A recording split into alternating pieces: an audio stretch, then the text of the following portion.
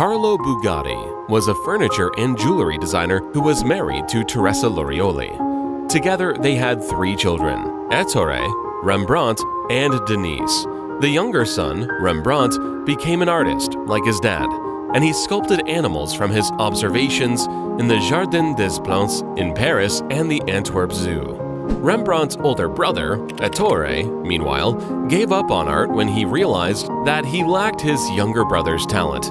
Ettore Arco Isidoro Bugatti was born in 1881. As is the case with many parents, his father wanted him to follow in the family tradition and learn an artistic profession such as painter, designer, or cabinet maker. To please his father, Ettore studied sculpture at the Fine Art Academy in Brea, but it didn't take long until he realized that this wasn't the right path for him. There are 2 types of artists, he once said: those who are born artists, my brother was one of them. The other type, to which I belong, are those who try and create art, but are not as gifted. One day, they should wake up and realize that they ought to do something else. If they truly respect art, they stop and choose another path. After finishing school, Ettore joined the Accademia de Belle Arti di Brea, where he briefly studied sculpture. But by then, he had developed an interest in engineering. And in an ancient version of Pimp My Ride, a 14-year-old Ettore modified a motor tricycle he was given as a gift.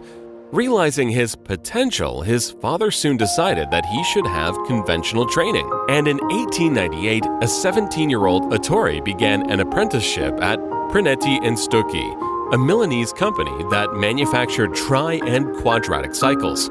Here, he constructed his first motorized tricycle called Type 1.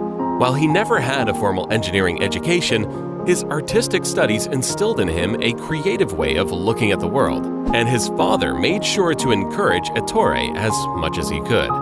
After having created the tricycle, Ettore soon moved on to bigger things: designing cars. While his first prototype was never commercially produced, it generated a lot of interest. And 2 years later, he already had his first 4-wheeled automobile ready, called the Bugatti Type 2. It could run 10 kilometers per hour, and in addition to winning him numerous awards, it also earned him the interest of Baron Adrian de Truckheim. Noticing Ettore's talent, he offered him a job as a vehicle designer and developer at the Lorraine Dietrich car factory in Alsace. And since Ettore was still a minor under French law, his father had to sign the contract. By 1904, Ettore had designed and produced Type 3 to Type 7. The automobiles were called the Dietrich Bugatti. But although they sold around 100 vehicles, Dietrich eventually decided to abandon car manufacturing. Looking for the next opportunity, Ettore teamed up with Emil Mathis, and the two set up their factory near Strasbourg. But 2 years later, Ettore broke up the partnership and set up a research center at Ikirch-Grafenstaden. There he collaborated with yet another pioneering European car firm, the German international combustion engine manufacturer, Deutz. Together they produced several prototypes, and Deutz was so pleased with Ettore's work that they appointed him as their Directeur de Fabrication the following year. During this period, Ettore designed prototypes 8 and 9, but he made sure to focus on his pet projects too: fast, lightweight racing cars. By day, he developed heavy commercial vehicles with large volume engines for Deutz, and by night, he worked on compact automobiles in his basement. It's in this basement that the first independent Bugatti was born, the Type 10. Wanting to branch out on his own, Ettore terminated his contract with Deutz in 1909. He collected his severance pay, leased a discussed dye works factory in Molsheim, and established his own company, Automobiles yv2bk. By this time, his brother Rembrandt had a fruitful career at the Antwerp Zoo. But in 1914, everything changed. After the outbreak of World War I and the siege of Antwerp by the Germans, the zoo closed and many of Rembrandt's beloved animals were slaughtered. Depressed and unable to sell his work, he killed himself in 1916. To honor his late brother, Ettore created one of his finest achievements, the Bugatti Royale. It was the longest and most luxurious car ever seen at the time, decorated with a bronze copy of one of Rembrandt's sculptures, the famous rearing elephant. Ettore was grief-stricken, but losing his brother wouldn't be the last tragedy he would face. Ettore and his first wife Barbara had 4 children together, 2 daughters and 2 sons. Giannoberto Jean was Ettore's eldest son. He helped his father design the Bugatti Royale and the Type 57 models, and the two were very close. During the following decades, Ettore produced some of the most extraordinary cars ever made, and there is little doubt that his creations were indeed works of art. Ettore liked to say that nothing is too beautiful, nothing is too expensive. This probably explains why his most famous creations were pure hedonism on wheels. And who better to present that than the amazing Hélène de Longo, aka Helen Nice. Dubbed the Bugatti Queen, she truly elevated Bugatti's fame. After Helen Nice set record after record at the first ever Women's Grand Prix at Monterey in 1929, Bugatti sent her a message asking her to be their driver. She accepted and immediately rewarded them by winning the Actors' Championship in their car. Later that year, she returned to Monterey, this time in a Bugatti 35C. She set a new land speed record for women of over 190 kilometers per hour, and the next couple of years saw her fame extend worldwide. Time and time again, Hella won the Women's Grand Prix title. And while her Bugatti 35C was never first in men's races, she was still the center of attention, often stealing the limelight from the actual winners.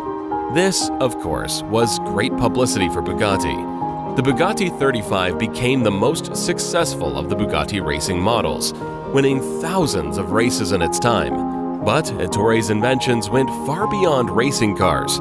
He had a relentless desire for improvement, and he is the true epitome of the saying, "Be the change you want to see in this world." Unhappy with the liquor he could buy, he created his own distillery. Considering even the best bicycles on the market as not good enough, he designed his own.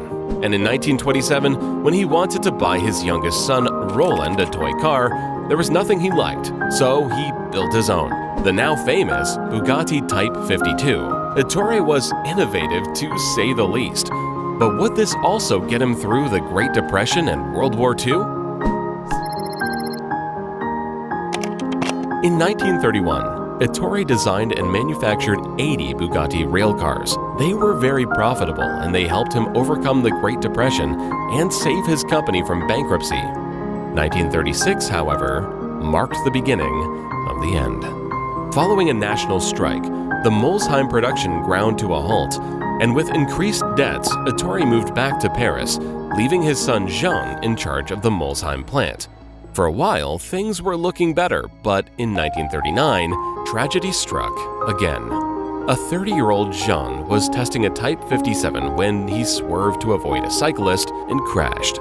The incident affected Ettore immensely, and it wouldn't take long before a second blow would be dealt: World War II. The onset of the war led to the annexation of the automobile's Bugatti factory by the Nazis. During the war years, Ettore continued designing new automobiles, and he even planned to open a new factory. But although he tried to resurrect the company after the war, nothing really came out of it. In 1944, his wife Barbara passed away. He remarried 2 years later to his lover, Genevieve, with whom he already had a child in 1942. After the war, his younger son, Roland, took over the Bugatti business.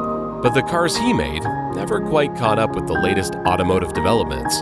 The company soon went bankrupt, and despite all Ettore's efforts, they never managed to get it going again. Ettore eventually passed away in Paris in 1947. At the time of his death, he had approximately 1,000 patents to his name, and it would take over 3 decades before the Bugatti brand would be revived again. After Ettore's death, the business went into decline and was sold. Part of Ettore's brilliance was that his mastery extended across the entire spectrum of automotive development and beyond. Now it was time for someone else to try and do what he had done. In 1987, the Italian entrepreneur and car dealer Romano Artioli bought the rights to the Bugatti trademark and founded Bugatti Automobile in Campo Galliano. Then, in the late 90s, Volkswagen purchased the Bugatti name in an all-stock deal and moved the company back to Molsheim. The price tag? $50 million. Volkswagen's purchase of Bugatti out of bankruptcy was widely seen as an indulgence by Volkswagen CEO Ferdinand Piëch, an indulgence with questionable business logic, as Piëch himself explained that he got the idea after one of his sons admired a model of a vintage Bugatti in a souvenir shop while vacationing in Spain. Volkswagen had recently also bought Rolls-Royce and Lamborghini, and they knew a thorough revival was necessary. They wanted to develop a vehicle both powerful enough to drive faster than 400 kilometers per hour, as well as stylish and comfortable enough for a trip to the opera. And in 2005, the Bugatti Veyron was revealed. A super sports car with a price tag of over $1 million. It was one of the world's fastest production cars, and according to former Bugatti president Wolfgang Dürheimer, an unprecedented chapter in automotive history had reached its climax. Today, Bugatti's absurdly expensive hypercars are worshipped by many. But despite exorbitant price tags and celebrity owners like Cristiano Ronaldo and Jay Leno, Bugatti has chronically been losing money. And after Ferdinand Piëch's death in 2019, Volkswagen decided to sell Bugatti to the Croatian EV company Rimac. Despite all this, like Rembrandt's Bugatti sculptures, Bugatti automobiles are adored by art collectors. Whatever happens, a Bugatti will forever be associated with glamour and exclusivity. And in 2019, they made sure to remind everyone of that by creating the world's most expensive new car, La Voiture Noire.